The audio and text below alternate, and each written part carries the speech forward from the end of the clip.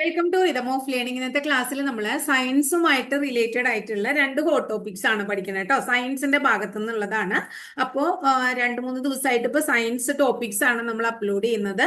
ഇനി സയൻസും ജിക്കും അങ്ങനെ മാറി മാറി ചെയ്യാം. ഇടയിൽ കറണ്ട് അഫയേഴ്സും കൊണ്ടുവരാം. അപ്പോൾ നിങ്ങൾക്ക് പഠിക്കാൻ കുറച്ചും കൂടെ എളുപ്പമായിരിക്കും. ക്ലാസ്സുകൾ കൃത്യമായിട്ട് ഫോളോ ചെയ്യേണ്ടെന്ന് വിചാരിക്കുന്നു. നല്ല ഭംഗിയായിട്ട് നിങ്ങൾ ഇനി ദിവസങ്ങളില്ല എന്നുള്ള ആ ഒരു ബോധത്തോടു കൂടി ഭംഗിയായിട്ട് പഠിച്ചു വെക്കാം. അപ്പോൾ ആദ്യം തന്നെ നമ്മൾ പഠിക്കുന്നത് ശബ്ദം എന്ന് പറയുന്ന ടോപ്പിക്കാണ്. ശബ്ദവുമായിട്ട് റിലേറ്റഡ് ആയിട്ട് ധാരാളം ചോദ്യങ്ങൾ PSCക്ക് വരാറുണ്ട്, നമുക്ക് എല്ലാവർക്കും അറിയാം. അപ്പോൾ ശബ്ദത്തെ കുറിച്ചുള്ള പഠനം എന്ന് നമ്മൾ ആദ്യം പഠിക്കുക. അക്വാസ്റ്റിക്സ് എന്ന് പറയുന്നതാണ് ശബ്ദത്തെ കുറിച്ചുള്ള പഠനം. പഠിച്ചു വെക്കൂ. അക്വാസ്റ്റിക്സ് എന്നതാണ് ശബ്ദത്തെ കുറിച്ചുള്ള പഠനം. എങ്ങനെയാണ് ശബ്ദം ഉണ്ടാകുന്നത്? ഇതും ചോദിച്ചിട്ടുണ്ട്. ഭൗതിക വസ്തുക്കളുടെ ഭൗതിക വസ്തുക്കളുടെ കമ്പനം മൂലമാണ്. ഭൗതിക വസ്തുക്കളുടെ കമ്പനം. ഈ കമ്പനം എന്നുള്ള വേർഡ് വളരെ ഇമ്പോർട്ടന്റ് ആണ്. ഭൗതിക വസ്തുക്കളുടെ കമ്പനം മൂലമാണ് എന്തുണ്ടാകുന്നത്? ശബ്ദം ഉണ്ടാകുന്നത്. ശബ്ദം ഏത് തരത്തിലുള്ള തരംഗങ്ങളാണ് എന്ന് ചോദിക്കാറുണ്ട്. ശബ്ദ തരംഗങ്ങളെ നമ്മൾ എന്തു വിളിക്കുന്നു? അനുദൈർഘ്യ തരംഗങ്ങൾ എന്ന് വിളിക്കുന്നു. വളരെ ഇമ്പോർട്ടന്റ് ആയിട്ടുള്ള ഒരു പോയിന്റ് ആണ്. ശബ്ദതരംഗങ്ങൾ എന്ത് തരംഗങ്ങളാണ്? അനുദൈർഘ്യ തരംഗങ്ങളാണ്. ഇനി ശബ്ദത്തിന്റെ തീവ്രത എങ്ങനെയാണ് അളക്കുക? തീവ്രത അളക്കുന്നത് ഡെസിബൽ എന്ന് പറയുന്ന യൂണിറ്റ് ഉപയോഗിച്ചിട്ടാണ്. ശബ്ദത്തിന്റെ തീവ്രത അളക്കുന്ന യൂണിറ്റ് ഡെസിബൽ എന്ന യൂണിറ്റ് ആണ്. ഡെസിബൽ അഥവാ DB എന്ന് പറയുന്ന യൂണിറ്റ് ഉപയോഗിച്ചിട്ടാണ് ശബ്ദത്തിന്റെ തീവ്രത കണക്കാക്കുന്നത്. ഇനി ഒരു സെക്കൻഡിൽ ഒരു വസ്തുവിനുണ്ടാകുന്ന കമ്പനങ്ങളുടെ എണ്ണത്തെ നമ്മൾ ആവൃത്തി എന്ന് പറയുന്നു. നമ്മൾ പറഞ്ഞു ഭൗതിക വസ്തുക്കളുടെ കമ്പനം മൂലമാണ് ശബ്ദം ഉണ്ടാകുന്നത്. ഒരു സെക്കൻഡിൽ എത്ര കമ്പനങ്ങൾ ഉണ്ടാകുന്നു എന്നുള്ളതാണ് ആവൃത്തി. ഈ ആവൃത്തിയുടെ യൂണിറ്റ് സ്ഥിരമായി PSC പരീക്ഷയ്ക്ക് ചോദിക്കാറുള്ളതാണ്.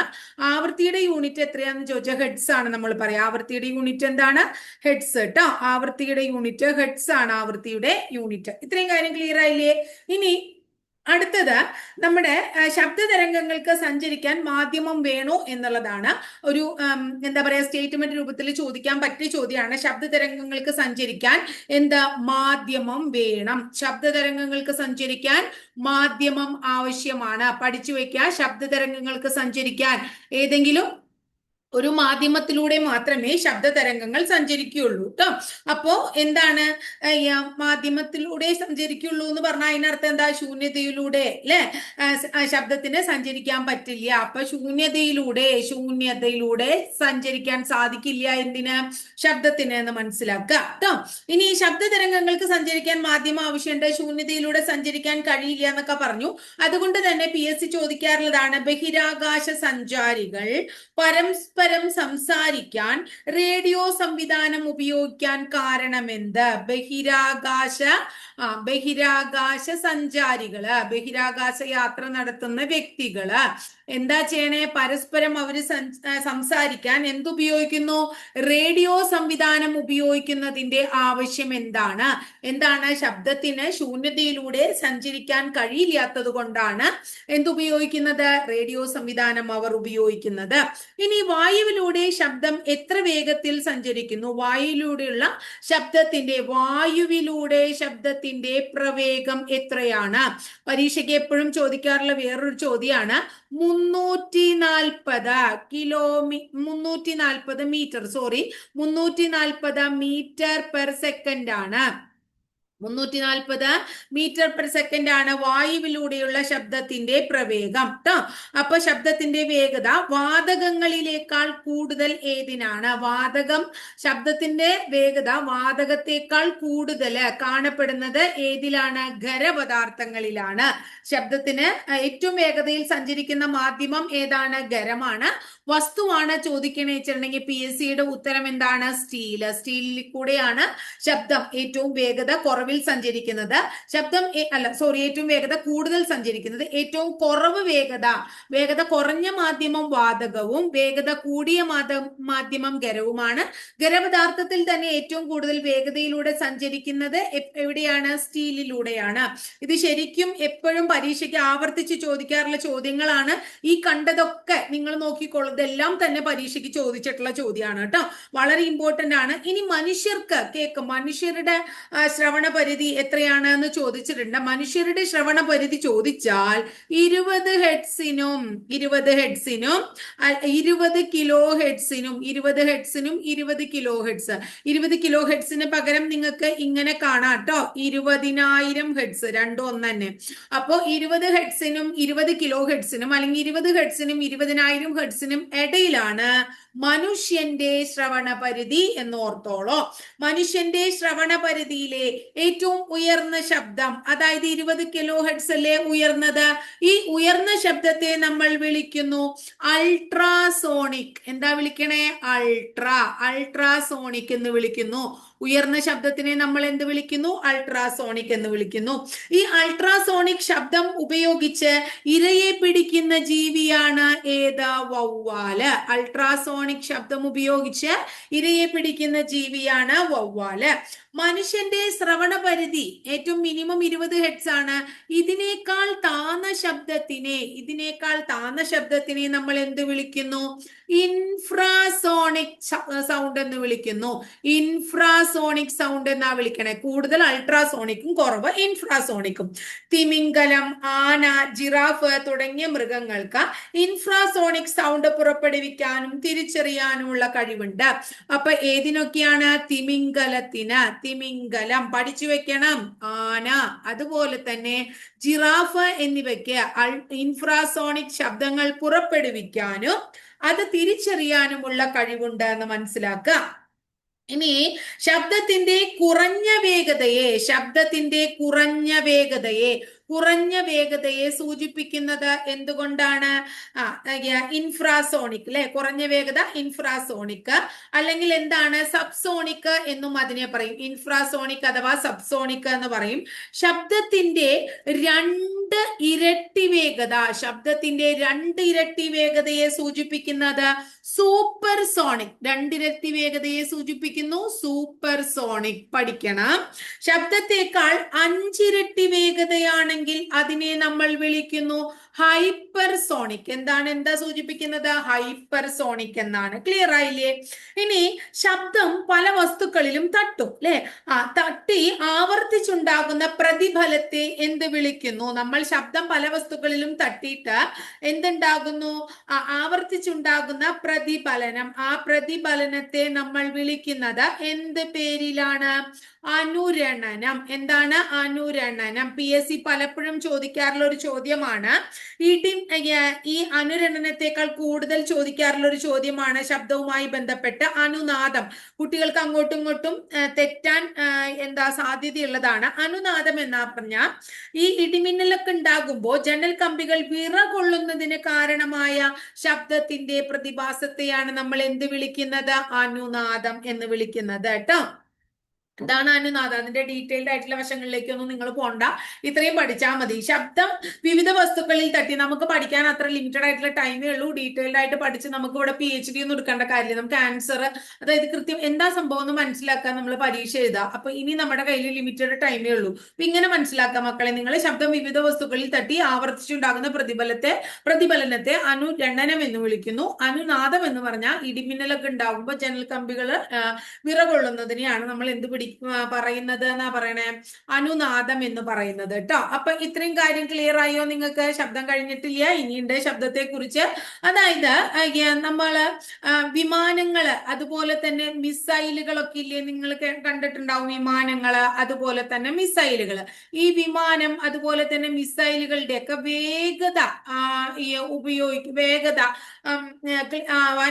അത് മനസ്സിലാക്കാൻ ഉപയോഗിക്കുന്ന യൂണിറ്റ് ഏതാണ്? ഈ പരീക്ഷയ്ക്ക് ചോദിച്ചിട്ടുണ്ട്. ഇതൊക്കെ നമ്മുടെ SCRT ബുക്കുകളിലും ഉള്ളതാണ്.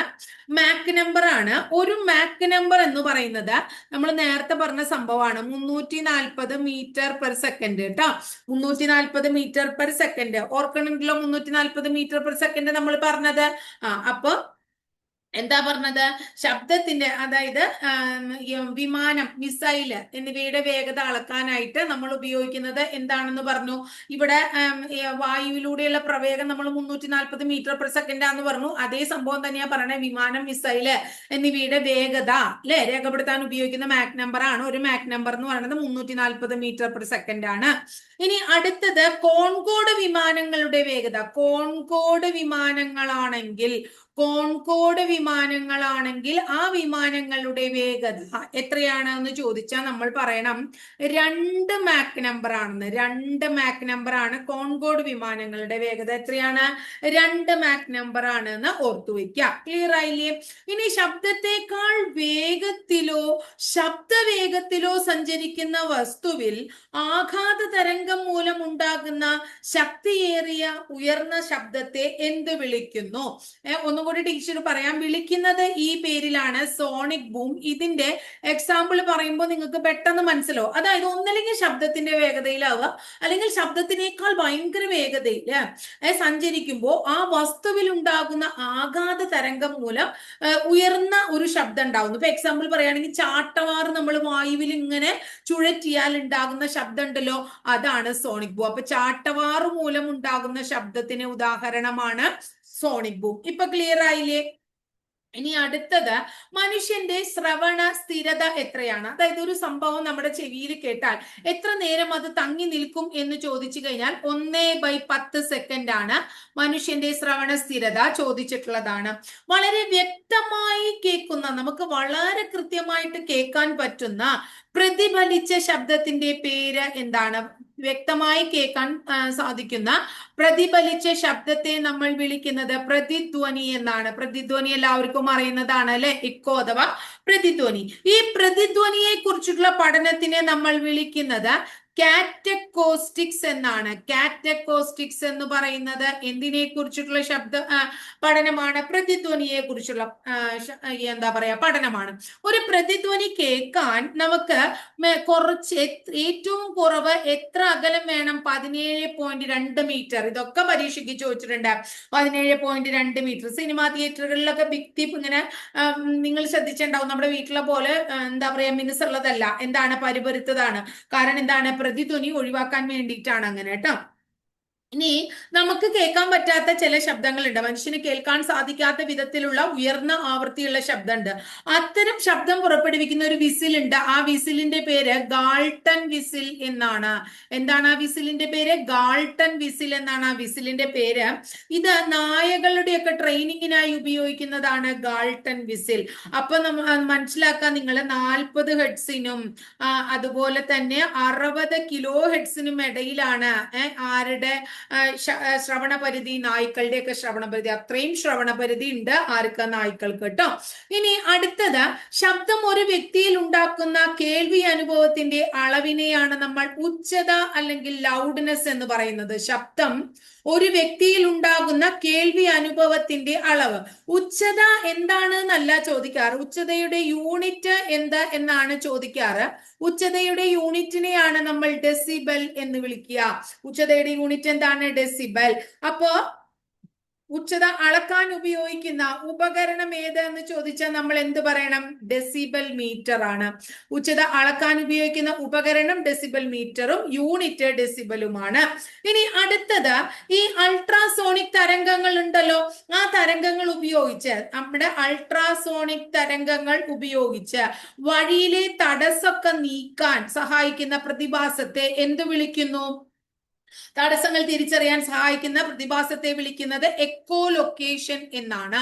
Echo location. അപ്പൊ തടസ്സങ്ങൾ എന്തെങ്കിലും ഉണ്ടെങ്കിൽ അതൊക്കെ മനസ്സിലാക്കാൻ ഉപയോഗിക്കുന്ന തരംഗങ്ങളാണ് അൾട്രാസോണിക് തരംഗങ്ങൾ. ഈ എക്കോ ലൊക്കേഷൻ ഉപയോഗിച്ച് ഇരപിടിക്കുന്ന ജീവിയാണ് വവ്വാല്. എക്കോ ലൊക്കേഷൻ ഉപയോഗിച്ച് ഇരപിടിക്കുന്ന ജീവി ഏതാന്ന് ചോദിച്ചാൽ നമ്മൾ ഏതാ പറയണേ?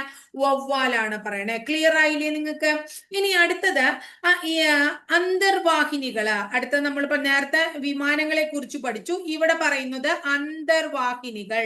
അതുപോലെ തന്നെ വിമാനം അല്ലെ, അന്തർവാഹിനി, വിമാനം എന്നിവയുടെ വേഗത മനസ്സിലാക്കുന്നത് ശബ്ദത്തിന്റെ ഏത് പ്രതിഭാസം ഉപയോഗിച്ചാണ്? ശബ്ദത്തിന്റെ ഏത് പ്രതിഭാസം ഉപയോഗിച്ചിട്ടാണ് ഇതിന്റെയൊക്കെ ഈ അന്തർവാഹിനിയുടെയും അതുപോലെ വിമാനത്തിന്റെയൊക്കെ വേഗത മനസ്സിലാക്കുന്നത്? ആ പ്രതിഭാസത്തിന്റെ പേരാണ് ഡോപ്ലർ ഇഫക്റ്റ്. എന്താണ് ഡോപ്ലർ ഇഫക്റ്റ്? ഈ ഡോപ്ലർ ഇഫക്റ്റ് ആദ്യമായി വിശദീകരിച്ച വ്യക്തിയുടെ പേര് ക്രിസ്ത്യൻ ഡോപ്ലർ എന്നാണ്. അപ്പൊ അദ്ദേഹത്തോടുള്ള ബഹുമാനാർത്ഥമാണ് നമ്മൾ ആ ഇഫക്റ്റിന് ഡോപ്ലർ ഇഫക്റ്റ് എന്ന് പേരിട്ടത്. ക്രിസ്ത്യൻ ഡോപ്ലർ ആണ്. ഇനി അടുത്തത് നമ്മളോട് പരീക്ഷയ്ക്ക് ചോദിക്കാറുണ്ട് ശ്രവണ പരിധി. അതായത് സാധാരണ രീതി നിശബ്ദമായിട്ടുള്ള ഒരു മേഖലയാണെങ്കിൽ, നിശബ്ദ മേഖലയാണെങ്കിൽ പകല് അവിടെ 50 dB ആയിരിക്കും മാക്സിമം ഈ ശബ്ദപരിധി അനുവദിക്കുന്നത്. രാത്രിയാണെങ്കിൽ 40 dB ആണ് അവിടെ ശബ്ദപരിധി.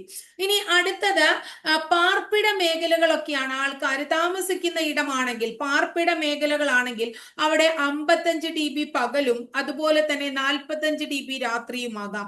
ഇനി അടുത്തത് നമ്മൾ ആശുപത്രികളാണെങ്കിൽ, ആശുപത്രികളിൽ ചോദിക്കാം, ആശുപത്രികളാണെങ്കിൽ അവിടെ 40 dB വരെയാണ് എപ്പോഴാണെങ്കിലും അനുവദിക്കുള്ളൂ. എന്താണ്? 40 dB ആണ് അനുവദിക്കുള്ളൂ. ഒന്ന് ഓർത്ത് വെക്കണം നിങ്ങൾക്ക് കേട്ടോ. ഇനി ചെവിക്ക് വേദന ഉണ്ടാകുന്നത് ഏത് ശബ്ദം വരുമ്പോഴാണ്? ചെവിക്ക് വേദന ഉണ്ടാകുന്നത് 120 dBക്ക് മുകളിൽ വന്നു കഴിഞ്ഞാൽ എന്താണ്? ഉച്ചത 120 dBക്ക് കൂടിയാൽ എന്തുണ്ടാവും? ചെവിക്ക് വേദന ഉണ്ടാക്കുന്ന ശബ്ദമാണ്. ഇനി അടുത്തത് ജലത്തിനടിയിൽ ശബ്ദം കേൾക്കുന്നതിനായി നമ്മളൊരു ഉപകരണം ഉപയോഗിക്കുന്നു. ആ ഉപകരണത്തിന്റെ പേരെന്ത്? PSC ചോദിച്ചിട്ടുണ്ട്. ഉപകരണത്തിന്റെ പേര് ഹൈഡ്രോഫോൺ എന്നാണ്. ഇനി ശബ്ദ പരീക്ഷണം നടത്തുന്നതിന് പരീക്ഷണശാലയിൽ ഉപയോഗിക്കുന്ന ഉപകരണം ഏതാണ്? ശബ്ദ പരീക്ഷണങ്ങൾ നടത്താൻ പരീക്ഷണശാലയിൽ ഉപയോഗിക്കുന്ന ഉപകരണത്തിന്റെ പേര് സോണോമീറ്റർ എന്നാണ്. എന്തുപകരണം ഉപയോഗിക്കുന്നു? സോണോമീറ്റർ എന്ന ഉപകരണം ഉപയോഗിക്കുന്നു. ഇനി ശബ്ദം ഉപയോഗിച്ച് നമുക്ക് എന്തളക്കാം? ദൂരം അളക്കാം. ശബ്ദം ഉപയോഗിച്ച് ദൂരം അളക്കാൻ ഉപയോഗിക്കുന്ന ഉപകരണത്തെ നമ്മൾ സോണാർ എന്ന് വിളിക്കുന്നു. ഇനി അടുത്തത് ശബ്ദ തരംഗങ്ങൾ ഉണ്ടല്ലോ. ഈ ശബ്ദത്തിന്റെ തരംഗങ്ങളെ വൈദ്യുത സ്പന്ദനങ്ങളാക്കി, ശബ്ദ തരംഗങ്ങളെ എന്താക്കുന്നു?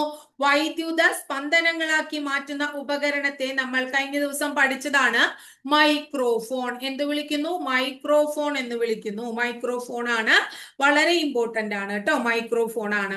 ഇനി അടുത്തത് പരീക്ഷയ്ക്ക് ചോദിച്ചിട്ടുള്ള ഒരു ചോദ്യമാണ്. അതായത് സോണാർന്ന് തന്നിട്ട് ഇതിന്റെ പൂർണ്ണ രൂപം എന്ത് എന്ന് ചോദിച്ചിട്ടുണ്ട്. സോണാറിന്റെ പൂർണ്ണ രൂപം സൗണ്ട് നാവിഗേഷൻ ആൻഡ് റേഞ്ചിങ് എന്നാണ്. സൗണ്ട് നാവിഗേഷൻ ആൻഡ് റേഞ്ചിങ് എന്നാണ് എന്തിന്റെ പൂർണ്ണരൂപം? സോണാറിന്റെ പൂർണ്ണരൂപം. സോണാറിൽ ഉപയോഗിക്കുന്ന തരംഗങ്ങൾ ഏതാണ്? സോണാറിൽ ഉപയോഗിക്കുന്ന തരംഗങ്ങൾ അൾട്രാസോണിക് തരംഗങ്ങളാണ്. സോണാറിൽ ഉപയോഗിക്കുന്നത് അൾട്രാസോണിക് തരംഗങ്ങളാണ്. കടലിന്റെ ആഴം കടലിന്റെ ആഴം അളക്കുന്നതിന് ഉപയോഗിക്കുന്നത് ഏത് ഉപകരണമാണ്? സോണാറാണ്. അതുപോലെ തന്നെ നമ്മുടെ വവ്വാല് ഡോൾഫിൻ എന്നീ ജീവികൾക്ക് അൾട്രാസോണിക് തരംഗങ്ങൾ പുറപ്പെടുവിക്കാനുള്ള, അൾട്രാസോണിക് സൗണ്ട് പുറപ്പെടുവിക്കാനുള്ള കഴിവുണ്ട് എന്ന് നമ്മൾ മനസ്സിലാക്കണം കേട്ടോ. അപ്പൊ ഇത്രയാണ് നമ്മുടെ എന്താ പറയുന്നത്. അതുപോലെ തന്നെ പല വൈദ്യശാസ്ത്രത്തിൽ പല രോഗങ്ങളുടെ ചികിത്സയ്ക്ക് വേണ്ടിയിട്ടും നമ്മൾ എന്തുപയോഗിക്കാറുണ്ട്? ഈ അൾട്രാസോണിക് തരംഗങ്ങൾ ഉപയോഗിക്കാറുണ്ട്. അപ്പൊ നമ്മൾ ഇന്ന് ശബ്ദവുമായിട്ട് റിലേറ്റഡ് ആയിട്ടുള്ള കാര്യമാണ് പഠിച്ചത്. ശബ്ദം പഠിക്കുമ്പോൾ നമ്മൾ ബയോളജി ഭാഗത്തിൽ പഠിക്കേണ്ട ഒരു ഭാഗമാണ് ചെവി എന്ന് പറയുന്നത്. ചെവിയുമായിട്ട് റിലേറ്റഡ് ആയിട്ട് അത്ര ഡീറ്റെയിൽഡ് ആയിട്ടുള്ള ചോദ്യങ്ങളൊന്നും, അത്ര അധികം ചോദ്യങ്ങളൊന്നും നമ്മളോട് ചോദിക്കാറില്ല. വളരെ കുറച്ച് ചോദ്യങ്ങളെ ചോദിക്കാറുള്ളൂ. ആ ചോദിച്ച ചോദ്യങ്ങൾ മാത്രം നമ്മളൊന്ന് പഠിച്ചു വെക്കുക. ചെവിയെ കുറിച്ചിട്ടുള്ള പഠനത്തെ നമ്മൾ ഓട്ടോളജി എന്ന് വിളിക്കുന്നു. ചെവിയെ കുറിച്ചുള്ള പഠനം എന്താണ്? ഓട്ടോളജി എന്നാണ്. കേൾവിക്ക് സഹായിക്കുന്നതിനൊപ്പം തന്നെ ചെവി എന്തിനാണ്? നമ്മുടെ വിചാരം കേൾവിക്ക് മാത്രമേ ചെവിയെ കൊണ്ട് ഉപകാരമുള്ളൂ എന്നാണ്. പക്ഷേ ശരീര തുലന നില പാലിക്കുന്നതിനും കേൾവിക്കും രണ്ടിനും സഹായിക്കുന്ന അവയവമാണ് എന്ത്? ചെവി. കേൾവി എന്ന അനുഭവം സാധ്യമാക്കുന്ന മസ്തിഷ്കത്തിലെ ഭാഗം ഏതാണ് എന്ന് ചോദിച്ചാൽ സെറിബ്രമാണ്. കേൾവി എന്ന അനുഭവം നമുക്ക് സാധ്യമാക്കുന്ന മസ്തിഷ്കത്തിലെ ഭാഗം ഏതാണ്? സെറിബ്രമാണ്. ചെവിക്ക് 3 ഭാഗങ്ങളാണുള്ളത്. ഒന്ന് ബാഹ്യകർണമാണ്, അടുത്തത് മധ്യകർണമാണ്, അടുത്തത് ആന്തരകർണമാണ്. ബാഹ്യകർണം, മധ്യകർണം, ആന്തരകർണം എന്നിങ്ങനെ 3 ഭാഗങ്ങളുണ്ട്. ഈ മധ്യകർണത്തിൽ വളരെ ഇമ്പോർട്ടന്റ് ആയിട്ടുള്ള ഭാഗമാണ് മധ്യകർണം. മധ്യകർണത്തിലെ പ്രധാന അസ്ഥികളാണ്, ഇതാണ് പരീക്ഷയ്ക്ക് ചോദിക്കാറ്. ഒന്ന് മാലിയസ്, അടുത്തതിന്റെ പേര് ഇൻകസ്, ഇൻകസ്. അടുത്തതിന്റെ പേര് സ്റ്റേപ്പിസ്, സ്റ്റേപ്പിസ്. ഇതില് ഏറ്റവും കൂടുതൽ ഈ മൂന്നും ചോദിച്ചിട്ടുണ്ട്, അതിനേക്കാൾ കൂടുതൽ സ്റ്റേപ്പിസ് ചോദിച്ചിട്ടുണ്ട്. മനുഷ്യ ശരീരത്തിലെ ഏറ്റവും ചെറിയ അസ്ഥിയാണ് സ്റ്റേപ്പിസ്, ചെറിയ അസ്ഥിയാണ് ഏത്? സ്റ്റേപ്പിസ്. അങ്ങനെയുള്ള ചോദ്യവും ചോദിച്ചിട്ടുണ്ട്. ഇനി മാലിയസിന് എന്താകൃതിയാണ്? ചുറ്റികയുടെ ആകൃതിയാണ് ചോദിച്ചിട്ടുണ്ട്. ഇൻകസിന് എന്തിന്റെ ആകൃതിയാണ്? കൂടക്കല്ലിന്റെ, എന്താണ്? കൂടക്കല്ലിന്റെ ആകൃതിയാണ്, കൂടക്കല്ല്. സ്റ്റേപ്പിസിന് എന്തിന്റെ ആകൃതിയാണ്? കുതിരലാടത്തിന്റെ ആകൃതിയാണ്. എന്തിന്റെയാണ്? കുതിരലാടം. എന്റെ മനസ്സിലാക്കത്തിന് ബുദ്ധിമുട്ടാ അല്ലെ? കൂടക്കല്ല്, കുതിരലാടം, ചുറ്റിക. മാലിയസിന് ചുറ്റിക, ഇൻകസിന് കൂടക്കല്ല്, സ്റ്റേപ്പീസിന് കുതിരലാടം എന്നിവയുടെ ആകൃതിയാണ്. ആകൃതിയും പരീക്ഷയ്ക്ക് ചോദിക്കാറുണ്ട്. ഈ കേൾവിക്ക് സഹായിക്കുന്ന ആന്തരകർണത്തിലെ ഒരു ഭാഗമുണ്ട്, ആ ഭാഗത്തെ നമ്മൾ കോക്ലിയ എന്നാ വിളിക്കണേ. കേൾവിക്ക് സഹായിക്കുന്ന ആന്തരകർണത്തിലെ ഭാഗം ഏതാണ്? കോക്ലിയയാണ്. ഏതാ? കോക്ലിയ. ഇതിന് ഒച്ചിന്റെ തോടുപോലെ, ഒച്ചിന്റെ തോടുപോലെ ചുരുണ്ടിരിക്കുന്ന കുഴലാണ്. ഒച്ചിന്റെ തോടുപോലെ ചുരുണ്ടിരിക്കുന്ന കുഴലാണ് ഏത്? കോക്ലിയ. ഒച്ചിന്റെ തോട് പോലെ ചുരുണ്ടിരിക്കുന്ന കുഴലാണ് എന്ത്? കോക്ലിയ ട്ടോ. ഇനി അടുത്തത് ശരീരത്തിന്റെ തുലനനില പാലിക്കാൻ ഉപയോഗിക്കുന്നതാ ഉള്ള ഒരു ഉപകരണം കൂടിയാണ് ചെവി എന്ന് പറഞ്ഞു അല്ലെ? ഇനി അടുത്തത് ചെവി പരിശോധനയ്ക്ക് ഉപയോഗിക്കുന്ന ഉപകരണം ഏതാന്ന് ചോദിച്ചു കഴിഞ്ഞാൽ ഓട്ടോസ്കോപ്പ്. ഏതാണ്? ഓട്ടോസ്കോപ്പ്. ചെവി പരിശോധനയ്ക്ക് ഉപയോഗിക്കുന്ന ഉപകരണമാണ് ഓട്ടോസ്കോപ്പ്. അപ്പൊ ഇത്രയുമാണ് ചെവിയുമായിട്ട്. അപ്പൊ ശബ്ദം പഠിച്ചപ്പോ ഒപ്പം ചെവിയും, അപ്പൊ രണ്ടും കണക്റ്റഡ് അല്ലേ?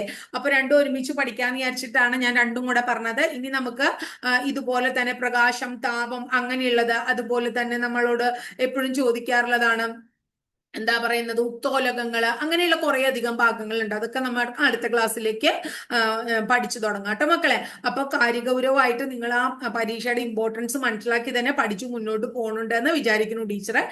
ക്ലാസ് ഇഷ്ടപ്പെടുകയാണെങ്കിൽ ഒന്ന് ലൈക്ക് ചെയ്യാനും ഇഷ്ടപ്പെട്ട ക്ലാസ്സുകൾ കൂട്ടുകാരിലേക്ക് ഷെയർ ചെയ്യാനും ആദ്യമായിട്ട് ചാനൽ കാണുന്നവരൊന്ന് സബ്സ്ക്രൈബ് ചെയ്യാനും മറക്കരുത് കേട്ടോ.